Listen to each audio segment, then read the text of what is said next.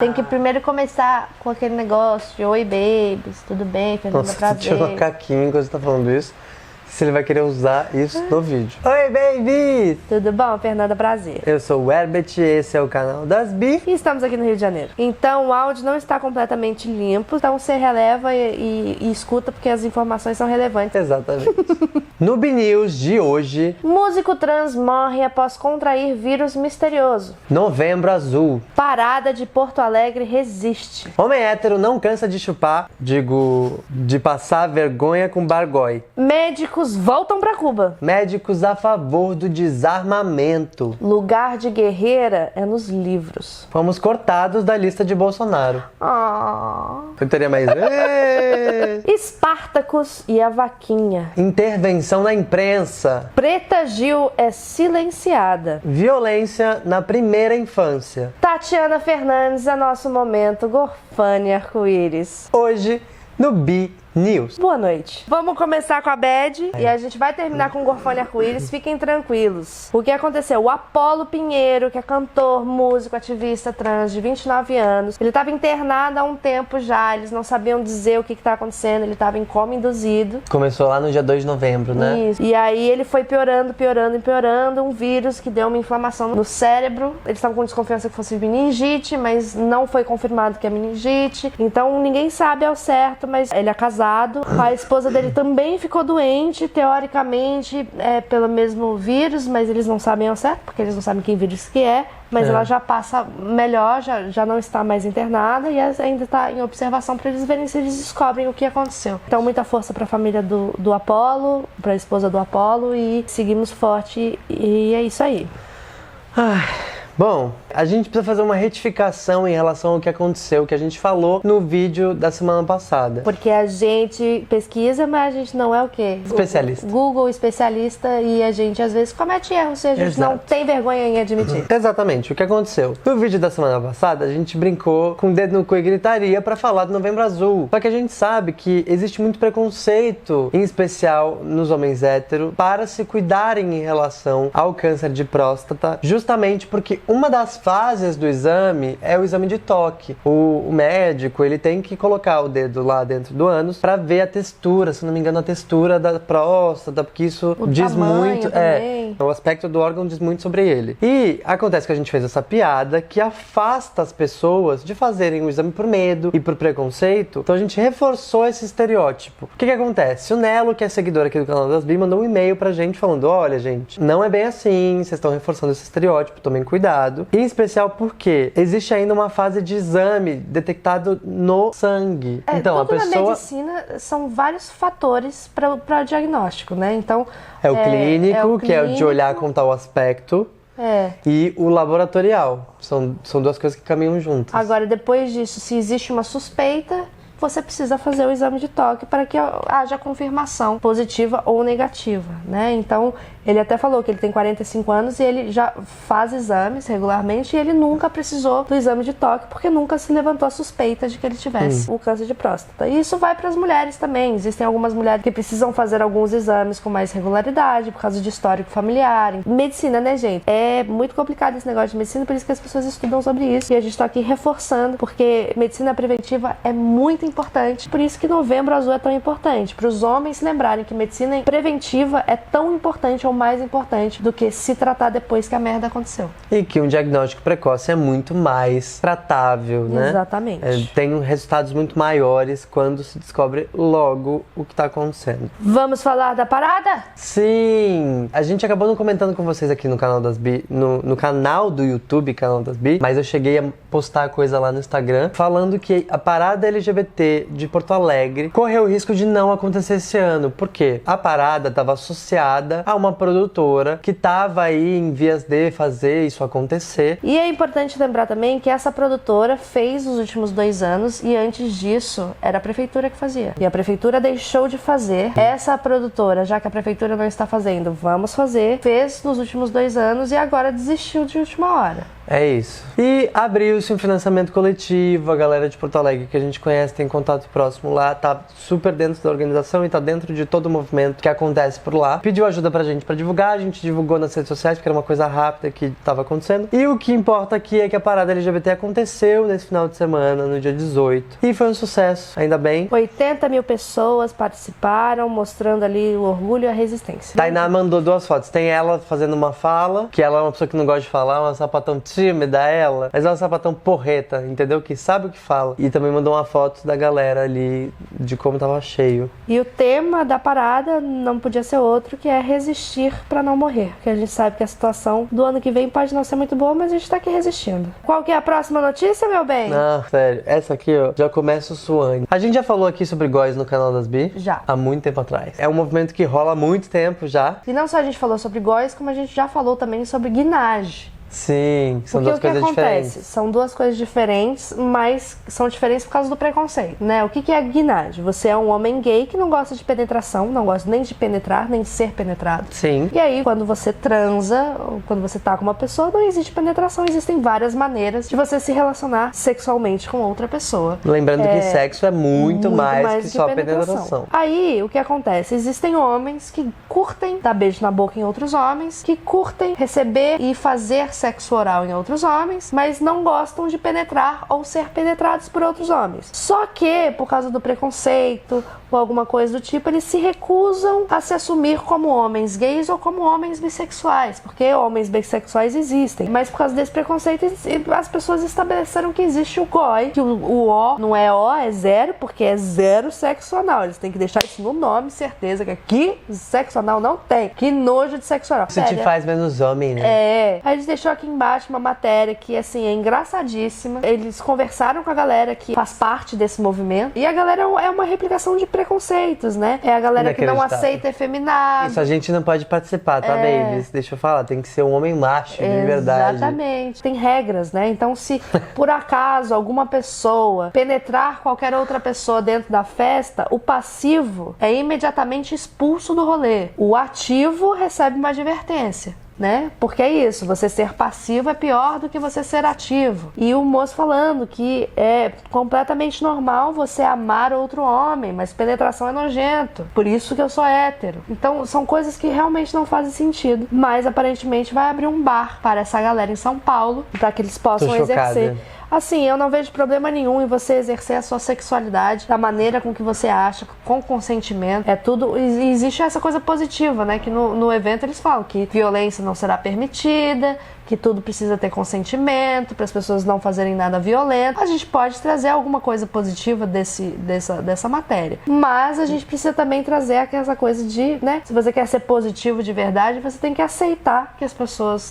o movimento por si só é violento pelo que ele propõe, entendeu? Desqualificar o que a gente faz e não respeitar a sua própria identidade, a sua própria sexualidade, se reconhecer como simplesmente é. Mas deixa pra lá, vamos pro próximo tópico. Vamos falar sobre os médicos que voltaram pra Cuba? Nossa, Fernanda, me conta, o que tá acontecendo? O que aconteceu? Eu vou te dar um contexto, porque é isso. Vamos lá. O Bolsonaro foi eleito. E ele já tinha falado no passado, né, que ele não gostaria de ser operado por um médico cubano. E questionando a qualidade dos médicos cubanos e por que eles estavam aqui. E ele falou tanta bobagem que o governo de Cuba decidiu mandar os médicos voltarem pra casa mesmo. Vamos dar um pouco de contexto, né? Cuba, caso você, né, não tenha estudado isso na escola ainda, ou tenha esquecido, durante a Guerra Fria, todo mundo cortou relações comerciais com Cuba. Então, Cuba ficou isolada do mundo. O que isso acontece? Isso faz com que a economia do país seja muito frágil, você não recebe nada de fora. Então, Cuba ficou meio que parado no tempo e tal.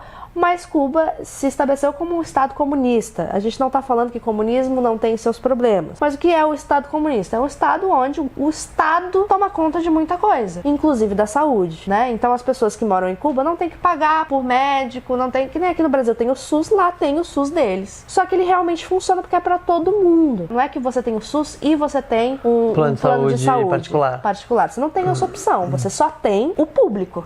Entendi. E o público funciona para todo mundo. E Cuba se transformou nos últimos anos em um ponto de referência em relação à medicina. Muitas pessoas consideram a medicina cubana muito avançada e é referência mesmo. O que acontece? Há muito tempo atrás, por causa de desastres naturais, o Fidel foi lá e mobilizou uns médicos para poder oferecer como ajuda humanitária. Ele ofereceu, quando teve Katrina, ofereceu para os Estados Unidos e falou assim, olha, tem esse tanto de médico aqui, vocês querem? E os Estados Unidos não quiseram. Mas esses médicos estavam mobilizados e eles foram enviados para vários países que estavam precisando de ajuda humanitária. Esses países não pagavam nada para o governo cubano. Inclusive, era o governo cubano que arcava com os custos dos médicos. E aí, o que o Jair Bolsonaro falou que é um absurdo, que teoricamente os cubanos recebiam só 3 mil reais para poder fazer o serviço aqui no Brasil. Primeiro, você leva em consideração que se você recebe 3 mil reais, você recebe mais do que 90% da população brasileira. A gente não tá falando isso que é bom, mas a gente também tá falando que isso não é um serviço escravo. E segundo, você tá fazendo uma transição econômica, então isso ajuda Cuba a ter mais dinheiro para poder investir mais em educação, em saúde, em transporte, em tudo isso. E além disso, o que é o foda aqui pro Brasil? Okay. Pra onde que foram esses médicos cubanos? Tinha uns lá no Ceará, lá no interior, lá na minha cidade. O que acontece? Tem muito médico aqui do Brasil que se recusa a receber míseros 11 mil reais para poder atender cidadezinhas no meio do nada. Então foi pra lá que essa galera foi. São muitos municípios onde o único médico é cubano. Lugares onde não existia médico antes e hoje tem. Então são essas pessoas que vão ser afetadas com isso. E como é que vai fazer com essa população? Essa transição, Como é que vai fazer essa transição? E só uns dados aqui. São 700 municípios brasileiros que não tinham médicos. E aí hoje já tem médico. Já não tem mais, no caso.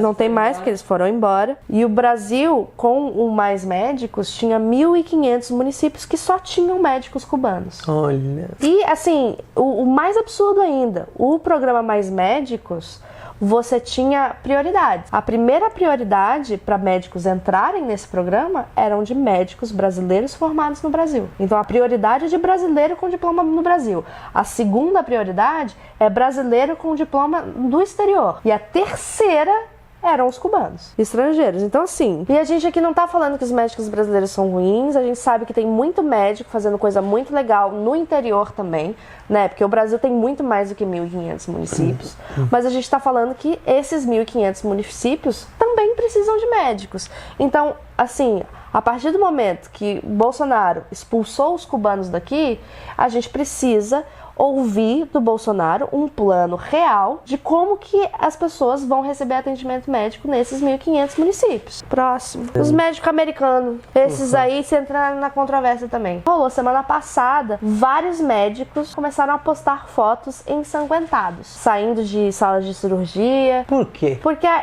NRA, que é National Rifle Association, que é a organização que mais faz lobby em defesa da segunda emenda, que é a emenda nos Estados Unidos que garante o direito de ter armas. O NRA falou: médicos, parem de se intrometer aonde vocês não são chamados, falando que médicos não devem se meter na discussão sobre o direito de ter armas ou não. E aí os médicos começaram a postar fotos ensanguentadas, todos eles relatando momentos onde eles tiveram que tratar criança, velho, adulto, homem, mulher, que foram baleados, seja em mass shootings, né, nos tiroteios, que são frequentes, seja com crianças que acham a arma do pai em casa e acabam tendo um acidente. Criança que leva a arma para o colégio e para poder mostrar que o pai tinha arma e acaba matando o coleguinha. São inúmeros casos assim. Eles começaram a relatar e postar as fotos para poder falar assim: isso daqui é saúde, sim. Você precisa olhar para isso. É mais comum do que a gente acredita. É viu? muito comum, gente. Próximo. Fernanda, me explica isso aí de que o viking, na verdade, era a viking. Pois é, existe há mais de um milênio na Suécia uma lenda de que um viking guerreiro descansou a última vez num lugar lá, tem umas... Descansou? Foi enterrado lá, né? Então eles vão lá, as pessoas visitam esse lugar porque foi um guerreiro. E aí há muito tempo atrás eles abriram um negócio e aí testaram pra ver se era homem ou mulher, fizeram um teste do crânio. E aí alguns cientistas falaram assim: eu acho que isso aqui é uma mulher. Só que aí a galera: não, imagina, um guerreiro vai ser mulher. E aí recentemente eles pegaram todos os ossos e procuraram por qualquer resíduo de DNA Y né? Pra ver se era homem ou se era mulher. E aí não acharam qualquer resquício do Y em qualquer um dos ossos testados. Ou seja, foi comprovado que não era um guerreiro, era uma guerreira. XY é o de homem. É o de homem. Entendi. Eles vão ter agora que rever muitas coisas pra poder tentar entender como que a história realmente aconteceu. Gente, que babado, tô chocada. Tô chocada Vou também. até me ajeitar aqui. Vai, próxima. A gente ficou chateado porque não saímos na lista de influenciadores digitais que devem ser seguidos de acordo com o presidenciável, que será o presidente da República ano que vem. Pelas palavras do senhor Jair Bolsonaro, é o seguinte: seguem algumas opções excelentes de canais de informação. Informação é uma coisa muito vaga, né?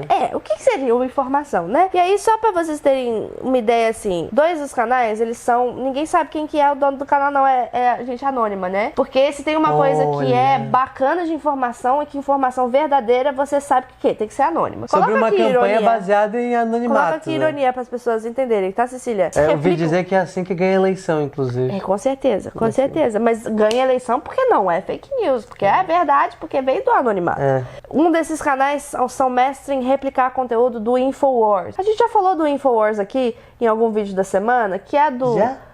Não, a gente falou do Teorias da Conspiração. Existe um cara que chama Joseph Watson, que é o dono desse Infowars, que ele é um cara que já falou o seguinte, gente, e assim, pasmem, isso é verdade, existem pessoas que acreditam nisso, inclusive esses sites que o Bolsonaro indicou. O show de Lady Gaga no Super Bowl foi um ritual satânico disfarçado. Bill Gates tinha um plano secreto de implantar um sistema de eugenia nos Estados Unidos aos moldes de Hitler. O furacão Sandy foi fabricado por Obama. Hillary Clinton comandava uma rede de pedofilia que funcionava nos fundos de uma pizzaria. E o massacre de Sandy Hook nunca existiu. 20 crianças assassinadas eram atores pagos. Informação relevante, né? Aí outro canal, não vou falar de todos não, é o do querido Olavo de Carvalho, que a gente já falou algumas vezes desse Olavo de Carvalho aqui, e esse cara acredita, inclusive, que, pasmem, ele ficou famoso por um vídeo que reproduz um dos boatos mais esdrúxulos já fabricados na internet.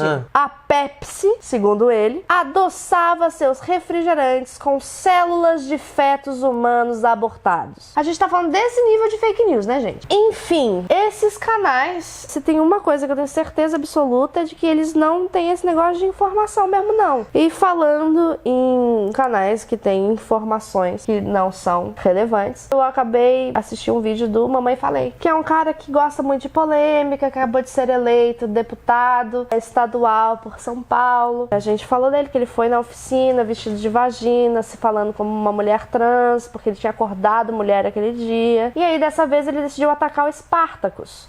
E o Spartacus foi muito atacado semana passada. E demonstrando um pouco, a gente vai entrar aqui na coisa da negritude. E aí o que aconteceu? O Spartacus, que é criador de conteúdo aqui no YouTube, que a gente conhece, é LGBT, é negro, ele quebrou o computador dele, quebrou a tela do computador. Quando você fala ele quebrou o computador, pensa que ele quebrou o computador dele. Não. O computador dele quebrou. E aí ele decidiu fazer uma vaquinha com os seguidores dele pra ele conseguir consertar o computador dele. Sim. E aí, quando ele foi pedir a vaquinha, ele falou: eu não quero ficar atrás de um branco. Porque é isso. Eu tenho um MacBook. Você tem um MacBook? Tenho um MacBook, Cecília. A Tatiana também, que a gente tá aqui, tem um MacBook. E a gente teve condições na nossa vida, seja as mais fáceis ou mais difíceis, pra poder ter um MacBook. E a gente que trabalha com audiovisual sabe quanto o MacBook ajuda a nossa vida pra caramba. E a gente bate muito na tecla aqui, que produtores de conteúdo que fazem conteúdo relevante precisam sim ser pagos. A gente faz por uma causa muito maior e é importante que a gente possa sobreviver, pagar nossas contas. São 2 críticas que fizeram, que ele tá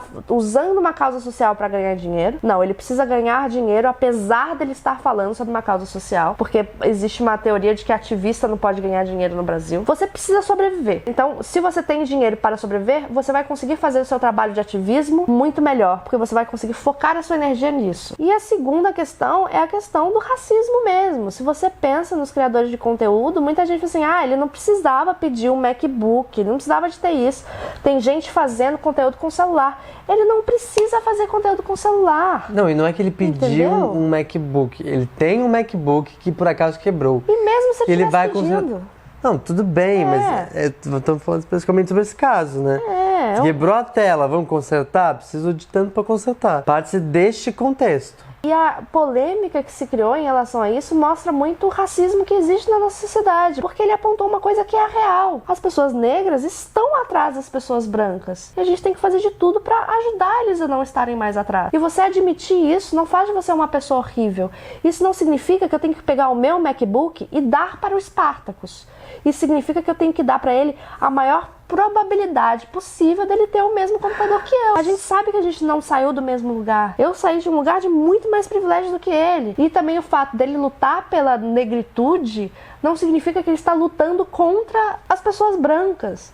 Da mesma maneira que quando a gente luta a favor dos direitos LGBT, não significa que a gente está querendo tirar direitos de pessoas que não são LGBT. Eu acho que é isso mesmo. Ah, tá. Gente, isso é um babado. Tem o quê? 8 meses que aconteceu o assassinato de Marielle e de Anderson. Não tivemos resposta, né? Até hoje. O que acontece é que o juiz Gustavo Gomes Calil, aqui do Rio de Janeiro, proibiu a divulgação de qualquer conteúdo da investigação da morte da Marielle e do Anderson. O que aconteceu? A Globo teve acesso ao inquérito e queria fazer uma publicação. A pedido da Divisão de Homicídios da Polícia Civil e do Ministério Público do Estado do Rio de Janeiro, eles entraram com um processo para que essa matéria não saísse. E o juiz acatou. Por quê? Porque, teoricamente, ele diz que a publicação dessa notícia iria afetar o processo de investigação. A Globo justifica falando que teve muito cuidado para não revelar nenhuma testemunha, para não atrapalhar nenhuma coisa. Eles só queriam dar o quê? Um posicionamento sobre o que está acontecendo, que são 8 meses dessa merda. E a gente não tem uma notícia do que aconteceu. E aí a Globo tá entrando com recurso, apresentando tudo isso, e isso daí é um resquício do quê? Como é que você mina a democracia? Você mina o acesso à informação. Então o que está acontecendo?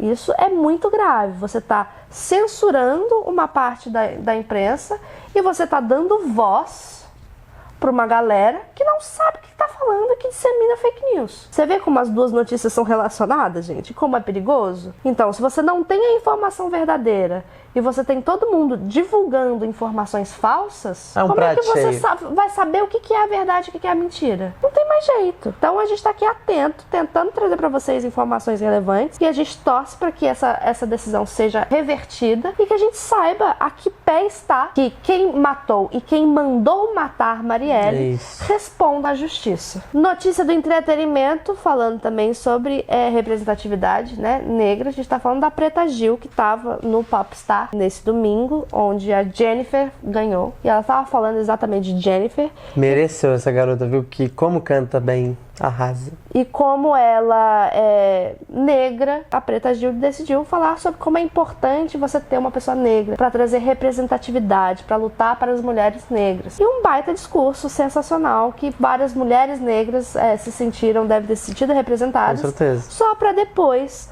um homem branco chegar e falar assim: não, você não representa as mulheres negras, você representa todo mundo. E você tá gata. É aquela velha questão, você falar que uma cantora está sendo representativa para uma população que historicamente não é representada em programas como esse, na televisão aberta, não é você dizer que ela só representa essas mulheres negras. Se você, como homem branco, gosta do que ela faz, que bom pra você. Não deslegitima o discurso de outra mulher negra para poder falar: gente, tá todo mundo no mesmo lugar, tá todo mundo igual, você representa todo mundo, apesar disso você tá muito gata. Vai tomar no cu. O Bradesco lançou agora no dia 19, e aí tá no ar aí dia 20, em homenagem ao Dia da Consciência Negra, um comercial lindo falando exatamente disso, de como a falta de representatividade faz com que a gente tenha uma visão sobre certas pessoas. Então foi perguntado para 3 pessoas brancas o que é uma pessoa negra,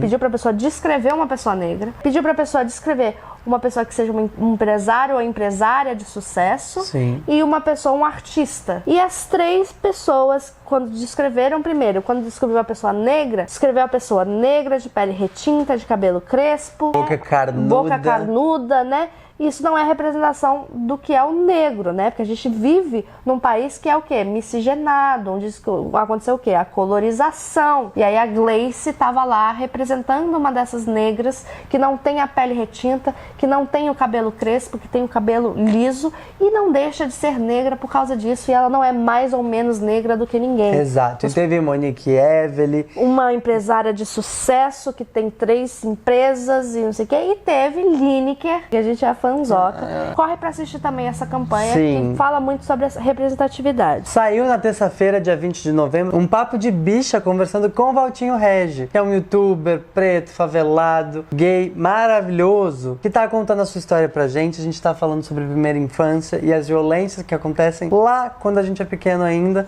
e como isso acaba sendo muito mais violento quando essa realidade é de uma pessoa preta e favelada. Então você não pode deixar de ver esse vídeo. E vamos para o momento Gorfone Arco-Íris, que tá todo mundo esperando! Ai, esse eu vou até me esculhambar aqui no sofá.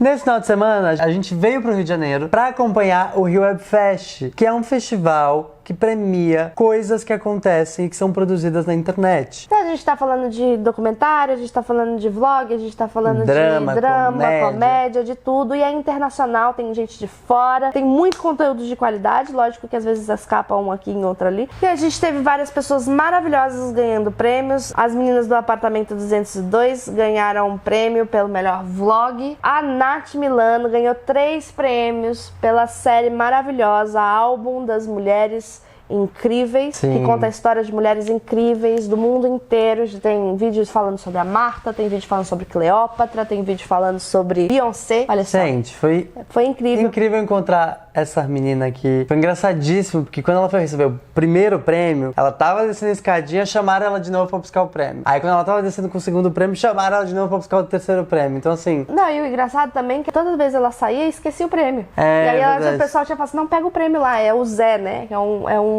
negócio de vida. E, assim, não poderíamos estar aqui sem falar da maravilhosa Tatiana Dona dessa Fernandes. casa. Dona do nosso coração, Também. né? E da nossa casa. Da nossa casa. Da nossa Olha. casa. E ela ganhou o prêmio de melhor atriz pela série Esconderijo. Esconderijo, que na minha humilde opinião é uma das melhores webséries lésbicas que existem. Não vou nem falar websérie lésbica, é uma das melhores webséries que existem disponíveis, produções brasileiras independentes. Se eu tivesse nos jurados, eu ia dar muito mais prêmio pra elas que elas merecem. Direção de arte, direção, roteiro, elenco, então tudo maravilhoso, entendeu? Mas verdade. Tatiana recebeu o prêmio de melhor atriz, representando também toda essa galera que tá em volta, mas é a Tatiane, né? A gente chama Tatiane, mas é Tatiana. E o discurso foi a coisa mais linda, mais bonita de ver, foi emocionante, eu fiquei arrepiada, entendeu? Foi incrível. E você pode conferir esse discurso na íntegra aqui embaixo na descrição do vídeo, que a gente vai deixar o link pra vocês irem lá assistir o que aconteceu. Então tá, então se você veio até aqui, comenta o que? Tatiana Fernandes? Zé! Ah, o Zé! É, gente. O que a gente Eu faz? queria agradecer a minha mãe e meu pai, eu ia especialmente a Xuxa. fingir que eu estou segurando o prêmio e ela tirou da minha mão na hora. Você viu? Bota o replay aí. Cuidado com o meu prêmio. Bom, então comenta aqui embaixo, Zé, se você chegou até aqui, e corre lá no Instagram da Tatiana pra dar amor. Parabéns, que ela merece, que ela é maravilhosa. Um beijo pra vocês e até semana que vem. Beijo, babies!